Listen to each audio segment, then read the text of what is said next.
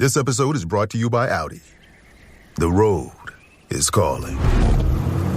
Embrace the thrill of the drive with the all-new, fully electric Audi Q6 e-tron. Featuring effortless power, serious acceleration, and advanced Audi tech. It's not just a new EV. It's a new way to experience driving. The all-new, fully electric Audi Q6 e-tron is here. The next chapter of Audi starts now. I can say to my new Samsung Galaxy S25 Ultra, hey, find a keto-friendly restaurant nearby and text it to Beth and Steve. And it does, without me lifting a finger. So I can get in more squats anywhere I can. 1, 2, 3. Will that be cash or credit? Credit. 4. Galaxy S25 Ultra, the AI companion that does the heavy lifting so you can do you. Get yours at Samsung.com. Compatible with select apps. Requires Google Gemini account. Results may vary based on input. Check responses for accuracy. Hey, Fidelity. What's it cost to invest with the Fidelity app? Start with as little as $1 with no account fees or trade commissions on U.S. stocks and ETFs. That's music to my ears. I can only talk. Investing involves risk, including risk of loss. Zero account fees apply to retail brokerage accounts only. Sell order assessment fee not included. A limited number of ETFs are subject to a transaction-based service fee of $100. See full list at fidelity.com/commissions. Fidelity Brokerage Services, LLC, member NYSE, SIPC.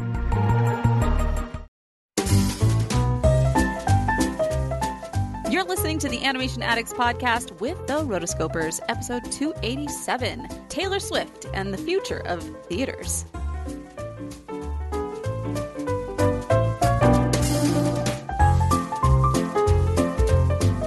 Welcome to the Animation Addicts Podcast with the Rotoscopers, the number one place to get your animation fix with animation addicts just like you.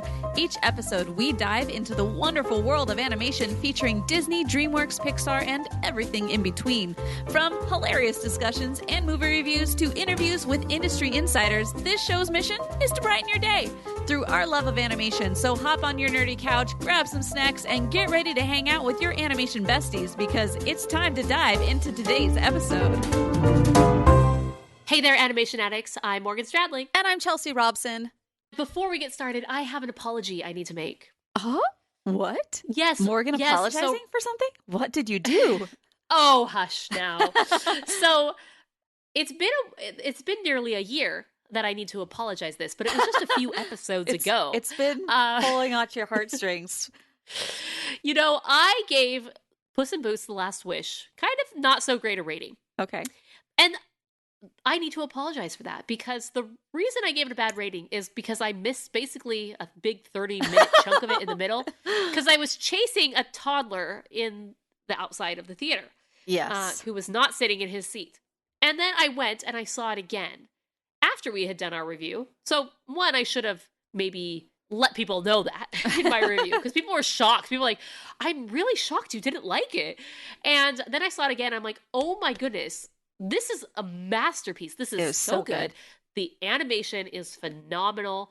It's really pushing limits. The story is great. The villain is amazing. Yeah. And I got on this kick and I wanted to watch it again, like last 2 weeks ago. And I decided, also because I'm trying to learn Spanish better, I decided to go ahead and watching it in Spanish. And I have to say, hearing the whole thing coming from Antonio Banderas again in Spanish, also really great. Highly recommend. And basically all of the voice cast came back to redo it in Spanish because they all spoke Spanish to begin with too. So it was just like, well, this is fun. So highly recommend if you want to watch that in Spanish. And if you understand it. Very cool. Or even in Spanish with dub, closed caption in English is cool. Highly recommend. I still tell people to watch that movie, and they always look at me like I have 3 eyes somewhere, and they're like, what is happening? Why would you think that I would want to watch Puss in Boots? And I'm just like, no, I know that you're thinking this, but you must watch it. Anyway. Yes. That's hilarious. That's awesome. Good times. So, if you haven't seen it, go see it. It was probably one of the best animated films to come out. DreamWorks last year was fantastic. They had The Bad Guys. They had Wish. They were on it. So, good things coming out from DreamWorks. But today, we're actually not talking about an animated film, but we are talking about theaters. So, Chelsea, why don't you take this away? So, Morgan and I didn't get out much this year. Speak for yourself. As far as like together, we weren't able to like jump in and do a lot of things together just because of our schedules and lives had just been busy with a lot of things. And we were able to come back, and I'm actually really surprised that Morgan has become this much of a Swiftie. And because it's always been something like I've always liked Taylor Swift. I've always thought that she was just somebody that was an amazing songwriter, and just watching her do what she does and being able to interact with the audience is, I've always just been in awe with what she does and how she does it. Then Morgan this year starts like saying, I've really missed out. I should have gone to her concert. I should have done these things. FOMO. Oh, for sure. If you know anything about the Eras Tour, which started this year, is that it kicked off in Phoenix. And ever since, it's just been this mega hit. Everyone is talking about it. Everyone is going. The ticket, first off, to get the tickets was this huge hassle with Ticketmaster and all this drama. And then once you had tickets, they were reselling for crazy amounts, like thousands of dollars each for even nosebleeds. But I was kind of oblivious to all this. Like, yeah, I understand that Taylor Swift has her fans, that she's a big deal, that she's been around for over a decade, 15 years at this point. That I get it. I get that she's a big deal. But someone offered me tickets to the very first show. She said, hey, I have these nosebleeds. I ended up getting better seats. My friend lives in Utah, and she's, she doesn't have very many friends here in Arizona. She's like, do you know anyone who wants them? They're $300 each.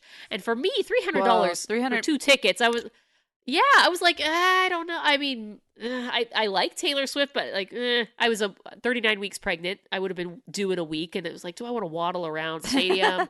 I just wasn't feeling it. Okay. So I passed up on the tickets. Within a week, I realized that was the stupidest decision I had ever made. And I had so much FOMO seeing every single person in every single city that I follow on Instagram going to this.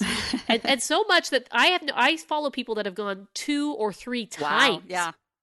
Including that friend, I think has gone and seen it 3 times. Oh, wow. In different cities. And I am just like, it is that good that people are traveling multiple times to go and see this. I'm like, I missed out on a huge cultural event. And so I had major FOMO, and I still do. I hope she adds a second leg of her North American tour after she does the international. Probably won't, but wah wah. We're still, if anybody has extra tickets to like one of the Europe trips, like we might be down for that. So let us know. We would buy them from you. Yes, if you want to get rid of them, I mean, at a reasonable price, because we're not like Scotland or Ireland, I think is next summer. I would make they've it got happen. Spain as well. So we've got lots of options. If anybody out there, this is a shameless request. If anybody wants to sell their tickets at a reasonable price, right. We I'm will. not going to take an arm and a leg. Yeah. Anyway, the point of this being a podcast, though, is one, it was fun to get together, and we're like, oh yay, we get to see these things again, and it was fun because I brought Marissa, she brought her daughter Pippa, and then we ended up. I was technically sitting in a different seat, and then I would like come up and sit in the aisle next to her, next to Morgan, because she was on the end, and so we would like talk and like comment on the whole thing, and it was a grand time. And what really like is amazing, I think what goes well with the podcast is the fact that she was able to go out and skip the distributors, and for her to be able to go through and just go straight to the theaters in that way, it really, I mean, I think it just democratizes the experience of creating community-run events at theaters around different movie titles. And it just, I love the idea. And I love the fact that she was able to cut out millions of dollars from distributors, because I just feel like, yeah, she deserved it. Why should they get it if she can make a phone call? She's such a powerhouse. She doesn't need them. Right. The reason you need a distributor is because you need their access. You need their access. You need somebody to go to bat for you, especially if you're not proven. So they do serve a purpose. But it's like, in her case, it was so crazy, and I loved it. I love seeing that. And I do believe, especially since we just went through a summer of where Hollywood basically shut down for a long time, there's going to be a gap, and the theaters will have a need to fill that gap in coming months. And I'm very excited to see what kind of pictures and what kind of maybe different smaller studios are able to come in and fill those gaps. Yeah, and it was really interesting to see because she just dominated. I think initially it was supposed to just kind of be a weekend run. At least that's the vibe I got, that it was a limited engagement, you know, kind of like a Fathom Events sort of thing where you have 3 days. And so we bought our tickets in August, and even then they were starting to sell out, and 2 months before it even came. And then when we were looking to add tickets maybe later, I mean, every theater, all the showings were sold out. And as a theater owner, you had to have been just ecstatic this was happening. Yes. And they've continued to extend the run. Give me your money. And let's see how much it's made so far. So far, it's made $249 million worldwide, which is phenomenal for her because she's already she's already doing this movie or this concert. Really, let's say max, it would take $10 million to film it and to edit it. If that. I mean, all you have to do is just get a whole bunch of really nice cameras and set up and hire the people, get the footage. You know, she did it in her final tour, which was LA. And you can tell that they filmed it over like multiple of the LA tours just in case like maybe something didn't work out and they need to use a different take from a different day. But different angle. Yeah. I mean, the cost was not that much. No. Compared, you know, she knew she was going to make her money back immediately because and again, the demand was there. There were so many people that wanted to go to this thing. Yeah. So this was just kind of a no-brainer for her. Yeah. And, you know, for us as people who wanted to go, but also didn't want to spend $800 when it first started, because you got those tickets for $300, and then I heard somebody else offered me tickets for like $600 or $700, and it just wasn't in my budget. Otherwise, I would have. Like, I've spent $200 to $400 on a ticket to a concert. It was Taylor Swift or Celine Dion. Those are basically the only two that I'll spend that much money to go see somebody. But it just was not in my budget at that time.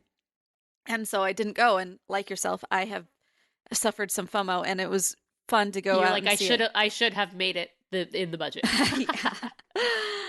Yeah. But anyway, I just feel like I'm so glad that this opens the door for other people and for other studios to come in. And even when you have Beyonce came in, and she only made about $29 million off of hers, but you have to keep that into consideration. Opening was $21 million, and Taylor Swift, her first day of pre-sales did $37 million on the pre-sales, and then that was on the first day, but then by all pre-sales, it was $100 million in global pre-sales. And as far as the first weekend box office, did U.S. projections or 70 to 100 million, and then she ended up doing how much?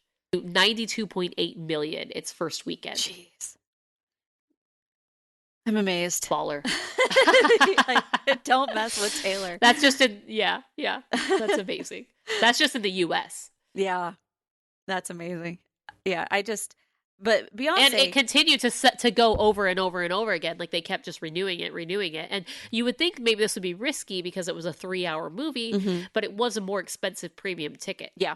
But it was so funny because when we were looking at different dates, all the movies were the Taylor Swift movie, and then all the other movies had 1, maybe 2 showings. Yes. Like the movie theaters knew this is what the people wanted to see, and so they didn't allocate that much for anything else. They said, this is going to make us money, so we will do it. Right. Lowe's knows what makes SpringFest savings even better are member-only doorbuster deals. Right now, rewards members can save $40 on an Allen & Roth Chesler Gold faucet. Was $99, now $59. Plus, save $110 on a Cobalt 40-volt battery trimmer and blower combo kit. Was $279, now $169.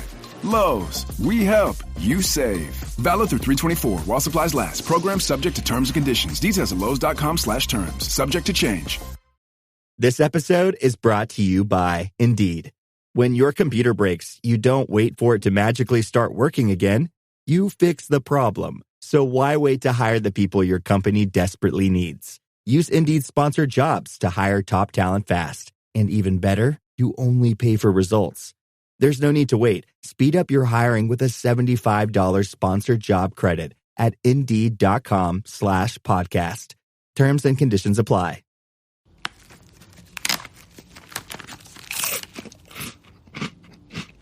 Uh-oh. The last cookie. You can get a new box of cookies in as fast as an hour with Walmart Express Delivery. Are you my guilty self-conscience? No, I'm the voice offering you promo code EXPRESS for free delivery on your first order. Hey, who ate my cookies? You mean, these cookies? Order now. Welcome to your Walmart. Promotion valid for first express delivery order. $50 minimum subject to availability. Restrictions apply. But my point with Beyonce is not to throw shade at all, but to say that this was only with AMC.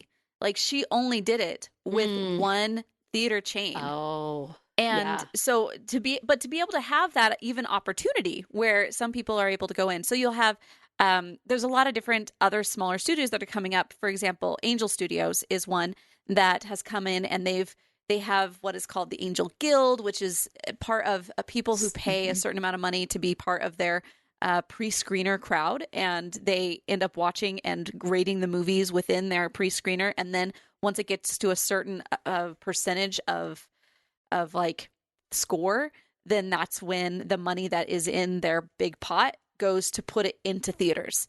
And so now they've been able to create this new model in order to go in and just pick up these theater screens, which I think is also really cool. So I just see so many changes in theaters, and I have such high hopes that theaters will stay a thing, because I like the experience. The experience of going to the theater is not the same. And I've seen interviews with Bob Iger. Again, Iger does not like to take the blame. He's never going to say we have a bad, it's always blaming the audience, blaming whatever. And he said, basically, oh, well, consumer habits have changed. Right. They have the big TV screens and they have the big sound system, so they're able to have a movie experience at home.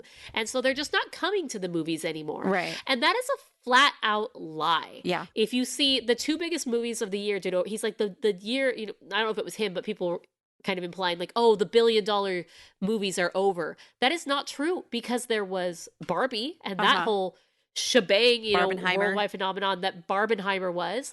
And then there was the Super Mario Brothers movie, or not Super. Yes, it's just Mario your Brothers. movies, Bob. It's just you. I mean, and that the Mario movie, people are dying to go. Like, yes, it's a pain to take your kids out, but it's also a fun thing to do. Yeah, to have those memories and to have just the experience getting out together. Because if you're a mom, you want to get out of the house, and a movie is a great way to do that. So no, I'm not going to go all the time and blow money on crap. Right. Especially if it's, right now, I'm not going to automatically assume that Disney's going to be a good time. But the Mario movie was great. And it was, obviously Shigeru Miyamoto, who's the main guy at Nintendo and has been since the 80s. And he was very heavily involved in this movie and approving it and not approving certain things that Illumination wanted to do. And he's a perfectionist, and his games and movie is great. So when I saw this movie, it was wonderful and everyone loved it. And Peaches, oh my gosh, is hilarious. Peaches. Which tangent, we went to Organ Stop Pizza, which, if you don't know, there's this place in Arizona, and it's a pizza parlor. It has 2 stories, and they have an organist and there's this giant pipe organ with every single, I think it's the largest organ instrument in the state of Arizona. Huge. Yeah.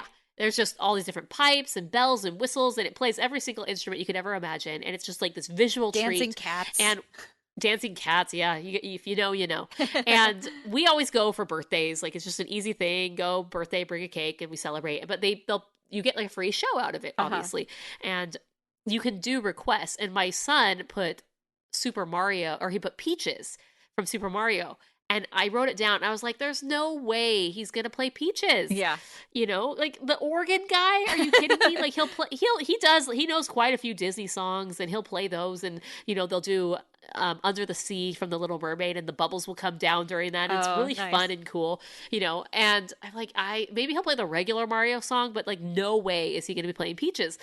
And lo and behold, he played Peaches, and you could not believe every single child in that place, it was packed, which is always packed, right, was singing Peaches at the top of their lungs, and it was hilarious. It was so funny. That's fun. Just to witness that, like, this movie made an impact. Yeah. So that song. There Thank we you, go. Jack So Black. sorry, Bob. That's not true. Theaters are not dead. And just because there's these streaming services and you can watch things at home, it does not take away from the experience of watching a movie. For example, Barbie. It was a cool thing to go dress up in your pink and go see Barbie with your girlfriends or your friends or your family or whoever. But like, it was definitely a girl thing, an event to get out of the house because no one likes being in their house all the time. Like, I guess I am a homebody as much as anyone, but I like to get out. Mm-hmm. So, you're going to hear from Disney all sorts of excuses for their films, why they're not performing well, that consumer habits have changed, theaters aren't the same. That is a flat out lie. That is trying to spin away like a top spinning. We're going to spin this narrative so we don't look like we suck. So, any other thoughts on the Eras tour? And it was fun to go. It was fun. There were people were standing up during certain parts, and they were singing and they were dancing, and it was a vibe. It was, and I loved seeing that there were just so many people in on it, and it was very inclusive. I figured out, like, after the fact that they have, like, the bracelets and things, and I was just like, it's such a cool... The friendship bracelets. Yeah, the friendship bracelets, and I just feel like it's such a cool subculture in American and like in international life now. Like, she goes everywhere, and the pictures of when she was in Argentina and they shut down the highway in order for her, when the show was done, so that she could get to her hotel, like literally shut everything down. On one side it's like packed and the other side is completely empty, and I was just like, oh my gosh, the power. It's amazing. Yeah. Speaking of friendship bracelets, when we went and saw the Trolls screening, which I know you want to see at some point, and then we'll do a review, they gave us friendship bracelets that said Trolls band together or something, and it was just really funny because they were definitely playing off the friendship bracelet, because it's like music and concert and boy band. So just really funny to me that they... They were riding on the coattails of that popularity. So I have one of those bracelets. Oh, very fun, fancy. Yes, I'll give it to you. Aww. I'll gift you my friendship bracelet. As far as like looking forward to, we wanted to go in and let everybody know that we're going to try and mix it up this coming season of the Rotoscopers, and we're going to try and go back to streaming on YouTube. We used to stream, and we used to use Google Hangouts, which was terrible. Oh, gosh. And it's just so funny that what has changed as far as the landscape. And we have used StreamYard for quite a few things, and live streams and our patron events, or our patron calls that we would have. But now what we're going to do is we're going to be live streaming on the YouTube and have the live stream available, but then we're also going to chunk it up. That just sounds funny. We're going to, put the little segments out on YouTube, maybe if we're just talking about one little thing, so a little bite-sized 10-minute thing, and then another one. So you can check us out on YouTube as well, but the full podcast obviously will always be available as a podcast. So just a heads up so you can know. Yeah. So, I mean, here's the thing, like, we really want to be able to put out more content, but still our lives are pretty hectic and lots of things happening. And so we aren't going to be able to guarantee that we're going to have like a schedule. But basically, like today, for example, Morgan had things that were like, oh, I can't do it right. Give me another 10 minutes or something like that. So it's like, we can't go ahead and say 5:00, guys, every time. But we're trying to take the pressure off. Hopefully we'll be able to get to that point. Yeah, for sure. Right. But we're maybe like at nighttime, but late for us, but yeah, in this current situation, we're just doing the best with what we have. And so if you happen to be on, and if you happen to be online and we also happen to be online, you'll see it. And please come and make sure to set your notifications for YouTube if you want to join us online as well and be in the chats and all the things. So if you set it your notifications, then you'll know more in advance. But it's going to be fun. we're excited. Yeah, it'll be good. I'm excited to hang out more and talk to more people and get the gang back together. As far as patrons and whatnot, like that's one thing I've always just appreciated about the patrons. It's like they really have become just some of our best friends. So we don't get, and just the friends that you love, but you don't talk to very often, and now you're like, oh, come back. So that's where I'm at. Come back, guys. Yep. So we'll be revamping some of the things in our patron program and relaunching that. And then we'll be hopefully live streaming future episodes here on YouTube so that you can check out. So do that. It's going to be fun, and we're excited for more. So again, if you have any ideas for future episodes, let us know. Send us voicemails. And until next time, we are the Rotoscopers.